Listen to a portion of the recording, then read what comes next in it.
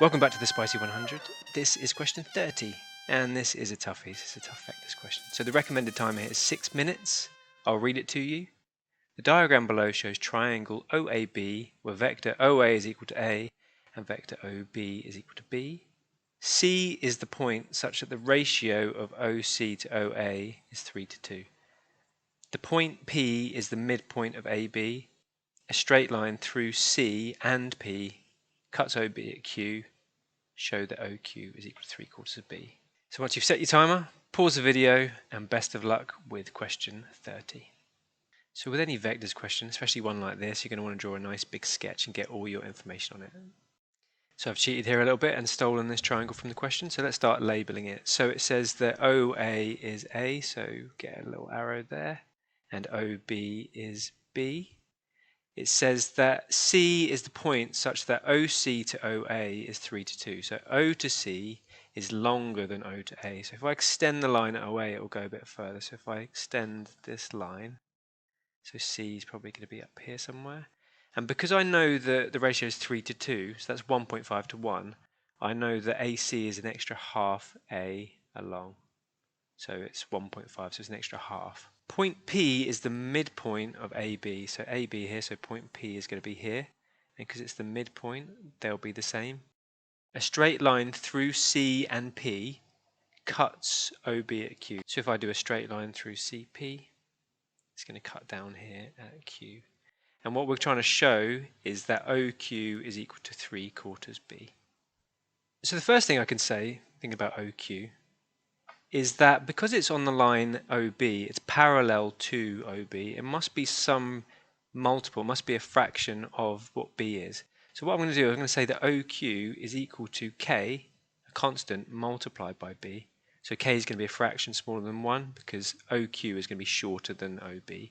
And because it's parallel, it's going to be some proportion, some fraction of B.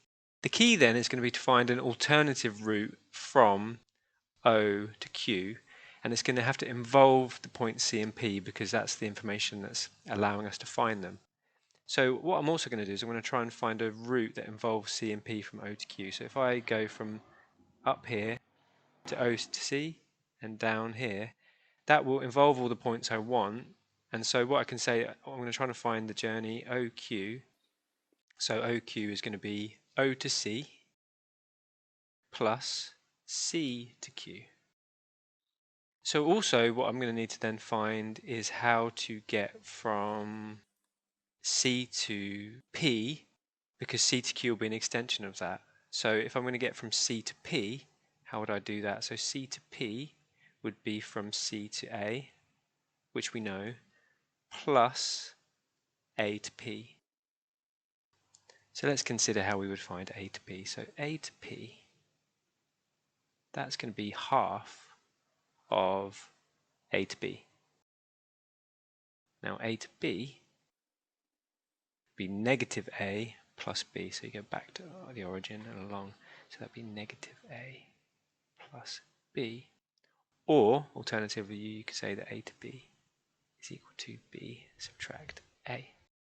So that means that AP is half of that.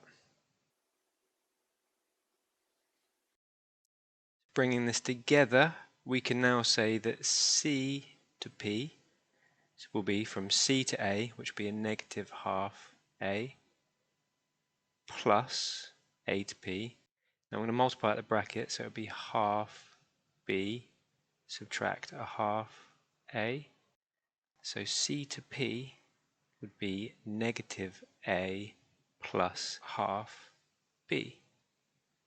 And so C to Q, so because C to Q is an extension of C to P, in the same logic we did up here when we said that OQ is equal to KB, if I use a different constant, I'm going to use the letter L, it will be L multiplied by this, will be some multiply of this vector.